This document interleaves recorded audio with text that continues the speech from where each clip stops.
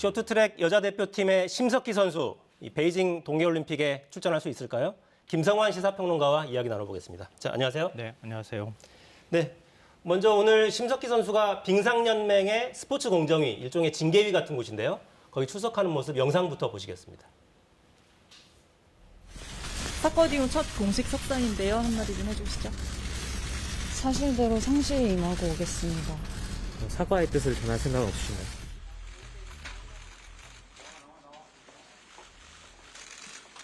한마디만 남기고 지금 징계위원회에 출석하는 그런 모습이고요. 아직 결론은 나오지 않은 거죠? 네, 그렇습니다. 좀 일찍 나올 거라고 생각했는데 시간이 조금 걸리는 것 같아요. 오후 3시에 이제 스포츠 공정위원회 회의가 시작이 됐는데 지금 시간까지 아직 결론이 나오고 있지 않습니다. 일단 심 선수가 자신의 징계 혐의와 관련해서 인정하고 있는 부분이 있기 때문에 징계 수위를 어떻게 결정하는가 이것이 이제 관건이 될 것으로 보입니다. 네, 징계 사유로 거론된 것들이 어떤 부분인지 정리를 해볼까요? 일단 그동안에 여러 사유가 얘기가 됐는데요. 오늘 징계위에 회부된 안건은 전 코치와 관련해서 그 코치와 주고받은 메신저 내용 가운데 동료 선수나 코치를 좀 심하게 원색적으로 비난하는 내용 들어가 있는 것. 이게 이제 국가대표 선수를 선발할 때 선발 운영 규정이라는 게 있는데요. 그 규정 안에 품위 유지 조항이 있어요. 그 조항을 위배했느냐 하지 않았느냐 거기에 따라서 징계 수위가 결정될 것으로 보입니다. 네, 이 메시지가 공개된 경위도 짚어야죠. 결과적으로 보면 심 선수가 적절한 행동을 했다고 보기는 어렵잖아요. 근데 그렇다 하더라도 그 메시지 내용이 공개되는 과정은 다분히 악의적이다. 저는 뭐 그렇게 생각하거든요.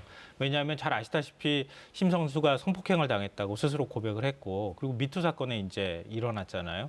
조재범 코치가 재판 과정에서 징역 13년을 선고받았는데 보통 이제 재판을 열게 되면 검찰 측에서 이제 성폭행을 했다고 하는 증거를 제출해야 되잖아요. 그 과정에서 두 사람 간에 오고 간 메시지가 이제 공개가 된 거예요. 그럼 변호인 쪽에서도 그걸 받지 않았겠습니까? 근데 이걸 받아가지고 조재범 전 코치가 공개를 해버린 거예요, 언론에. 그러니까 나만 이렇게 할 수 있느냐? 너도 한번 당해봐라. 이런 심정으로 공개하지 않았을까 싶어서 이걸 공개한 과정은 굉장히 좋지 않았다고 생각합니다. 네, 내용에 문제가 있다는 건 심 선수 본인도 인정하고 있습니다만 네네. 과정은 2차 가해에 가까운 과정이었다는 맞습니다. 점도 저희가 반드시 좀 확인을 해야겠습니다. 근데 그 아까 메시지에서도 브래드버리 만들어야지 이런 약간 고의 충돌을 일으키겠다는 듯한 그런 내용이 있었는데 네. 그 내용은 징계 사유에 포함되진 않았어요. 일단 징계 사유에 포함되지는 않았고요. 그 일단 뉘앙스로 들어가 있는 내용이기 때문에 이렇게 하자 저렇게 하자 이렇게 단정적으로 하지는 않아서 조사가 좀 필요한 상황인데요. 빙산연맹이 조사위원회를 꾸려서 일단 조사를 했습니다.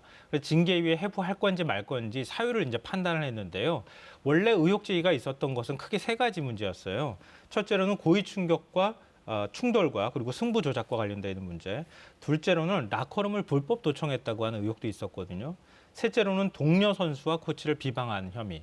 이게 이렇게 크게 3가지인데 동료 선수와 코치를 비방한 부분만 욕설을 한 부분만 그것만 이제 징계위원회에 회부하고 사실로 확인됐다 이렇게 판단했고요. 나머지 의혹과 관련돼 있는 부분에 대해서는 확인이 불가능하다 이렇게 봤습니다. 네, 관건은 자격정지 징계 기간이 관건이죠. 네, 그럴 수밖에 없는 것이요. 베이징 동계올림픽이 개막식이 2월 4일 날 시작이 되거든요. 그러면은 선수 엔트리가 결정되는 게 1월 24일 날 결정이 돼야 해요. 그러니까 대한체육회에서 또 다시 연맹을 통해서 선수 엔트리를 또 받아야 되잖아요. 그러니까 1월 24일 최소한 이전까지 뭔가 선수 활동을 할 수 있도록 하는 그런 조치가 취해져야 하는데 예를 들어서 지금 이제 징계에서 결정할 때 자격정지 1개월을 결정하면 그러면 베이징 올림픽 엔트리 받을 때까지 그 기간 동안만 징계가 유효하고 그 이후에는 징계가 풀리게 되잖아요. 근데 만약에 자격정지 2개월이 결정이 난다. 그러면 베이징 동계올림픽에 출전을 못하게 되는 이런 일이 발생하는데요. 근데 자격정지 2개월을 결정한다 하더라도 그것 자체로 끝나는 건 아닙니다. 예를 들면은 법원에 가처분 신청을 내서 받아들여지는 경우가 있을 수 있잖아요. 그러면 본안 소송까지 갈 가능성이 있기도 하고요.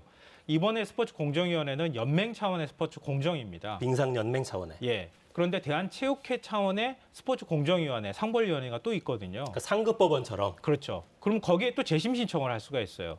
근데 또 그것도 문제가 되는 것이 1월 중에 그 재심이 결정이, 그러니까 회의가 예정이 돼 있다는 거예요. 그때 만약에 정직 1개월, 자격 정지 1개월 이상의 결정을 내버리게 되면 심 선수가 대응하려고 해도 대응하기가 굉장히 어려운 상황이 될 수 있다. 근데 심 선수 입장에서는 선수 측 얘기를 들어보면 출전 의지가 굉장히 강하다 이렇게 얘기를 하고 있거든요. 어떤 방법으로든 이번 징계가 만약에 베이징 동계올림픽 출전이 어려운 징계가 나올 경우에는 다른 방법이나 이런 것들을 강구할 가능성이 있는데 제가 볼 때는 최후의 수단은 아마 법원에 가처분 신청을 내는 쪽이 아닐까 그렇게 생각이 됩니다. 법원에 가처분 신청을 내거나 빙상연맹에 혹은 체육회에 상벌위원회를 재심 다시 신청을 열어달라 예, 그렇죠. 요구하거나 그럴 가능성이 또 남아 있습니다. 근데 문제는 혼자 하는 경기가 또 아니어서 팀전도 있고 그렇잖아요. 단체전도 네. 있고 동료 선수들 반응도 중요할 것 같습니다. 동료 선수를 원색적으로 비방하는 내용, 역설하는 내용이 들어가 있기 때문에 동료 선수들의 분위기가 그렇게 속 좋지는 않을 것 같고요. 더군다나 이번에 이제 고의 충돌 의혹의 피해자라고 할 수 있는 최민정 선수가 있잖아요. 최민정 선수 같은 경우에는 평창 동계올림픽에서 심석희 선수하고 충돌을 하는 바람에 4위가 돼서 메달을 못 땄거든요. 그랬었죠. 심 선수는 그 1000m 종목에서는 물론 실격이 되기는 했지만 그러니까 최민정 선수는 굉장히 반발하고 있는 것 같아요. 심 선수 측에서는 일단 최 선수를 달리는 게 중요하지 않겠어요. 그래서 사과 의사를 코치를 통해서 여러 차례 계속 지속적으로 전달하는 과정이 있었다고 하는데 최 선수 측에서는 난 받아들일 의사가 없다 이렇게 강하게 지금 반발하고 있는 상황이라고 합니다. 그러니까 동료 선수들을 설득하기는 조금 쉽지 않을 것 같다 이런 생각이 듭니다. 네. 징계를 그러니까 그 긴 기간 징계를 받지 않더라도 또 진짜 한 팀이 될 수 있을지 이건 또 다른 또 네네. 과제가 돼 있네요. 이 징계 결과가 나오는 대로 후속 뉴스에서 자세히 전해드리도록 하겠습니다. 자, 김성환 평론가 수고하셨습니다. 네. 저는 내일 돌아오겠습니다. 4시엔 사사건건.